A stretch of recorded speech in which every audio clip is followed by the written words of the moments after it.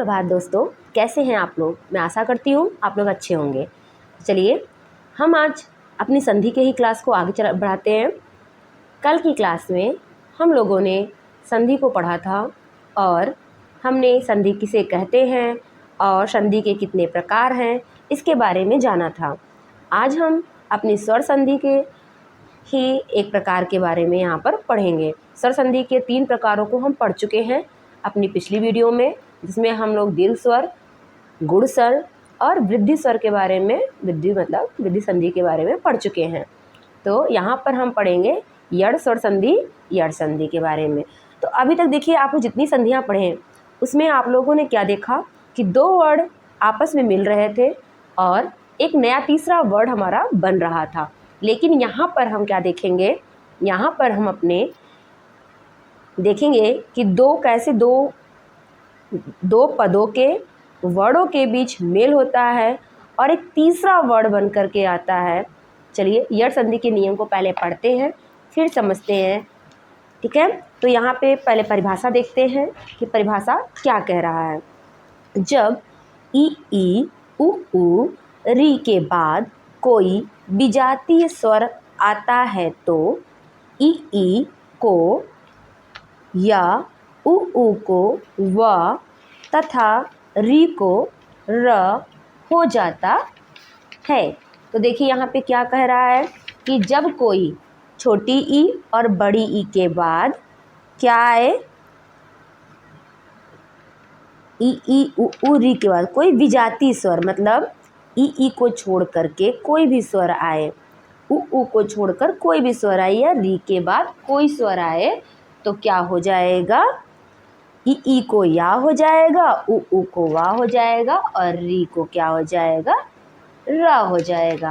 तो आइए इन्हें हम एक नियम की तरह बनाते हैं, जैसे हमने आगे की संधियों को पढ़ा था। मतलब हमने जैसे गुण संधि को पढ़ा, वृद्धि संधि को पढ़ा, स्वर संधि को पढ़ा, उसी तरीके से अब हम यड़ संधि के भी नियम अपने तरीके से बनाते हैं इस परिभाषा के आधार पर। तो देखिए ये परिभाषा क्या कह रही है, इसको देखते हैं। कह रही है कि ई क्या कह रही है, ई या ई बड़ी ई और उ या उ और री, इनका मेल किससे होगा, भिन्न स्वर से। मतलब इनके अलावा कोई भी स्वर हो सकता है भिन्न स्वर से।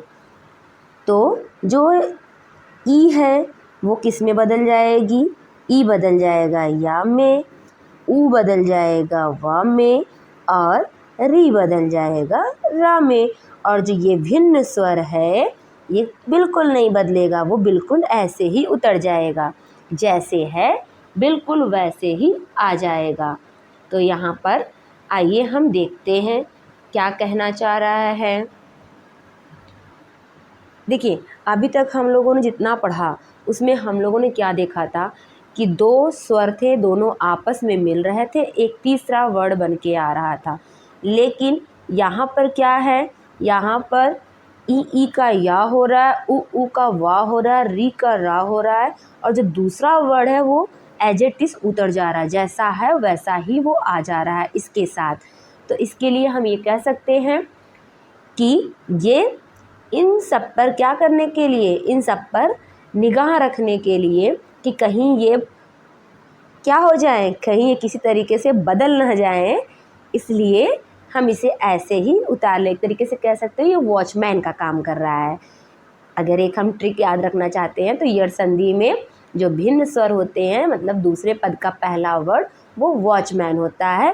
क्यों, क्योंकि पहला वर्ड जो होता है वो बदल जाता है, पहले पद का अंतिम वर्ड बदल रहा है, लेकिन दूसरे पद का पहला वर्ड इन पे निगरानी रखने के लिए बिल्कुल नहीं बदलता है, एज इट इज़ उतर जाता है। तो अगर हम इनको समझने की कोशिश करते हैं, कहने का मतलब हम इन्हें करके देखते हैं उदाहरण से। देखिए एग्जाम्पल है अति, अति प्लस अधिक। अब पहले हम देखते हैं कि जो हमने नियम बताया उस पर ये बैठ रहा है कि नहीं।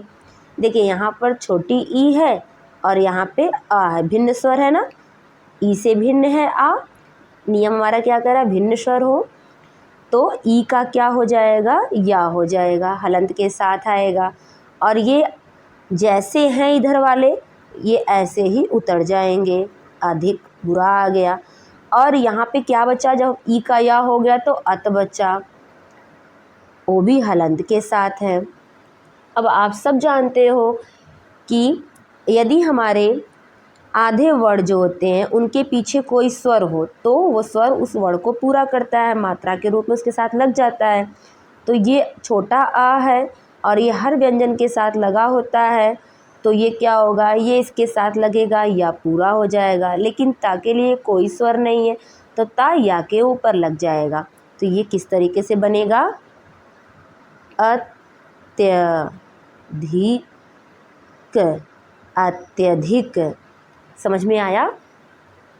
आइए दूसरा उदाहरण देखते हैं।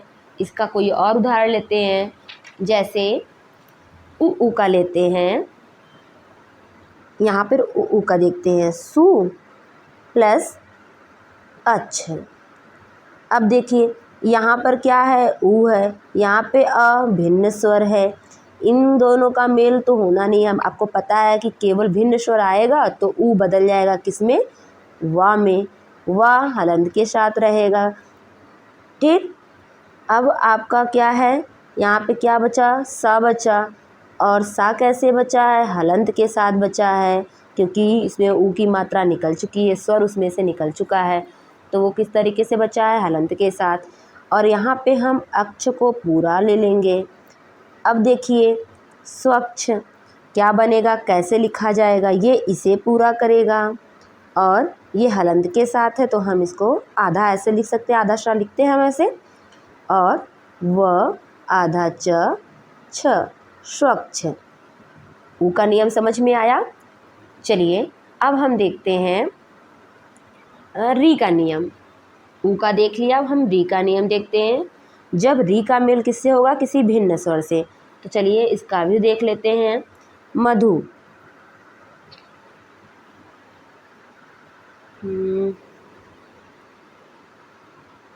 रा का देखते नहीं, मधु इसमें नहीं आएगा, इसमें री तो आपका आ नहीं रहा है। देखते हैं इसके लिए, चलिए हाँ मातृ बना लेते हैं। मातृ प्लस आज्ञा। अब देखिए आप कि यहाँ पे क्या है, आखिरी वर्ण क्या है, री है, और यहाँ क्या है, आ है। अब इनका जब मेल होगा भिन्न स्वर से तो ये भिन्न स्वर तो पूरा उतर जाएगा, लेकिन री का क्या हो जाएगा, ऊपर नियम देखिए क्या कह रहा है, री का क्या हो जाएगा, रा हो जाएगा। तो रा को हम ऐसे हलंत के साथ तो लिख लेंगे। बचा क्या, मात। ता हमारा स्वर रहित है तो हलंत लगेगा। अब इस रा को ये स्वर पूरा करेगा और ये ता आधा है तो रा के ऊपर लग जाएगा। तो चलिए देखते क्या बनता है। अच्छा हाँ चलो बच्चों, आप लोग मुझे बताओ कि आधा ता पूरा रा मिलकर के क्या बनता है। आप लोग संयुक्त व्यंजन पढ़े थे ना, जब मैंने आपको संयुक्त व्यंजन बताया था तो बताया था कि आधा रा और पूरा ता जब मिलते हैं तो क्या बन जाता है, त्रा। तो यहाँ पर भी तो वही नियम काम करेगा, आधा ता पूरा रा, क्योंकि आ रा को पूरा कर रहा है तो क्या बन जाएगा, मात्रा ज्ञा, सॉरी मात्राज्ञा। समझ में आया, यड़ संधि आपको समझ में आया।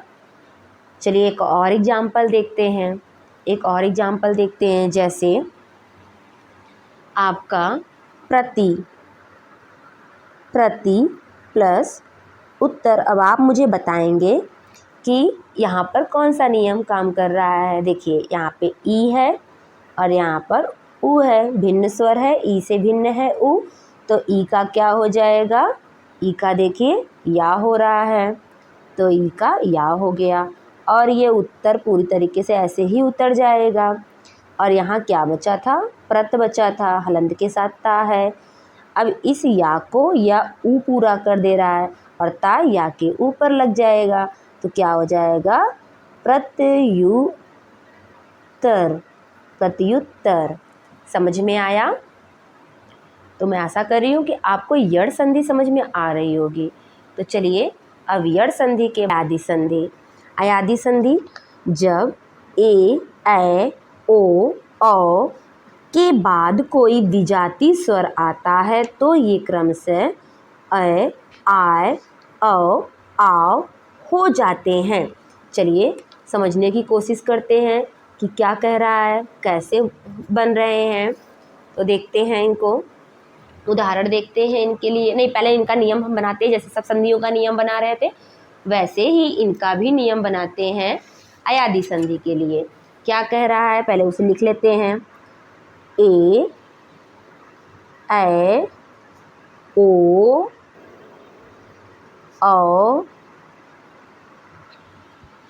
प्लस भिन्न स्वर। क्या कह रहा है? प्लस भिन्न स्वर।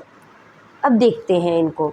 देखिए क्या कह रहा है कि यदि ए, ऐ, ओ, औ के बाद जो दूसरे पद का पहला वर्ण हो कोई भिन्न स्वर हो, मतलब इनको छोड़कर कोई भी स्वर हो सकता है, तो हमारा ये क्रमशः बदल जाएंगे। कौन बदलेगा? ए, ऐ, ओ, औ किस में बदलेंगे? ए बदल जाएगा ऐ में, या के नीचे हलंत है, और ऐ बदल जाएगा आय में, और ओ बदल जाएगा औ में, और औ बदल जाएगा आव में। सभी के नीचे हलंत है। ठीक है, तो अब इसका उदाहरण देखते हैं। उदाहरण देखते हैं क्या कह रहा है। जैसे ने, ने प्लस अन। अब देखिए यहाँ पर क्या है? ए है। क्या है? अगर ना से हम निकालते हैं स्वर को तो कौन सा स्वर है? आखिरी वर्ण ए है। और यहाँ पे क्या है? अन है। इसने बताया कि यदि इनसे भिन्न होगा तो अ इनसे भिन्न है कि नहीं भिन्न? तो यहाँ पर अन पूरा उतर जाएगा। भिन्न स्वर आपका क्या है? पूरे उतर जाएंगे। ठीक है, तो अन आपका उतर जाएगा। यहाँ पे बचा क्या? यहाँ पर बचा ए का क्या हो गया है? अय हो गया। अय को रख लिया हमने, और क्या बचा था आगे? ना। ना हमारा कैसा था? स्वर रहित था। अरे हमने उसमें से स्वर निकाल दिया, ए निकाल दिया, तो क्या बचेगा? ना बचा हलंत के साथ। अब इसको करते हैं, जैसे था हमने वैसे कर दिया। अब यहाँ पे ये इसको पूरा कर देगा, ये इसे पूरा कर देगा। चलिए देखिए कैसे पूरा कर रहे हैं। क्या हो जाएगा? न, य, न। क्या बन गया? नयन। तो नयन जो हमारा शब्द है वो अयादी संधि के नियम से बना हुआ शब्द है। चलिए ये तो हमने किसका नियम देखा था? ए का। अब ऐ का देख लेते हैं। एक ऐ का मेल किससे? किसी भिन्न स्वर से होगा, तो क्या बनेगा? आय। तो देख लेते हैं, नै प्लस इका। चलिए देखिए इसको भी करके देख लेते हैं। नै, नै में हमने आपको क्या बताया कि ये क्या है? आपका ऐ है। यहाँ पर क्या है? ऐ। ऐ प्लस ये भिन्न स्वर है ई, तो अब ये पूरा उतर जाएगा इका, और यहाँ पे क्या आएगा? आय। आय आएगा ना, ये देखिए ए का आय हो रहा है, और यहाँ पे ना बचा हलन के साथ। अब ये इसे पूरा कर देगा, पूरा करेगा, और ये इसे पूरा करेगा। क्या बनेगा बच्चों? जल्दी बताइए आप लोग, क्या बन रहा है? हमारा ये बन रहा है ना ई का। यहाँ पे छोटी की मात्रा लगा हो गया नायिका। तो आइए और भी इनके एग्जाम्पल्स देख लेते हैं। अभी तो हमने सिर्फ 2 देखे हैं, तीसरा भी देख लेते हैं। तीसरा क्या है? ओ का नियम देख लेते हैं। ओ के लिए जैसे पो, पो प्लस अन, या फिर नहीं, पो प्लस इत्र देख लेते हैं। अब देख लेते हैं, यहाँ पे ओ है और ये ओ से भिन्न स्वर है ई, तो ये पूरा उतर जाएगा इत्र। और यहाँ पे ओ का क्या हो रहा था? ओ का औ हो रहा था, तो औ रख लेते हैं। बचा क्या हमारा? हलंत के साथ प। अब बताइए क्या बनेगा? ये इसे पूरा करेगा, ये इसे पूरा करेगा, तो क्या बनेगा? पवित्र। क्या बन गया? पवित्र। चलिए ओ का नियम भी हमने देख लिया। अब हम किसका नियम देखेंगे? औ का। औ का देखते हैं, औ का कैसे बन रहा है।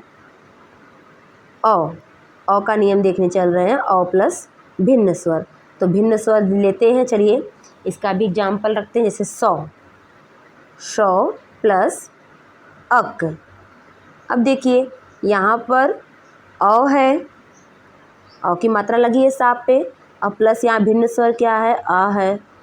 अब इन में जब भिन्न स्वर से मेल होगा तो ये भिन्न स्वर पूरा उतर जाएगा, अक। भिन्न स्वर हमारा पूरा उतर जाएगा, अक। और यहाँ पे हमारा क्या है? औ का क्या हो जाएगा? आव, आव। और यहाँ पर लिख दिया हमने सा हलंत के साथ। अब देखिए ये आ इसे पूरा कर रहा है, ये छोटा आ इसे पूरा कर रहा है, मिला के बनाएंगे तो क्या बन जाएगा? शा व क, सावक। तो अब मैं आशा करती हूँ कि आपको ये स्वर संधि आज बहुत अच्छी तरीके से समझ में आ गया होगा। 3 संधियाँ हमने पिछली क्लास में पढ़ी थी। कौन कौन सी? स्वर संधि, गुण संधि और वृद्धि संधि। आज हमने 2 संधि को पढ़ा है। एक हमने पढ़ा है आज क्या?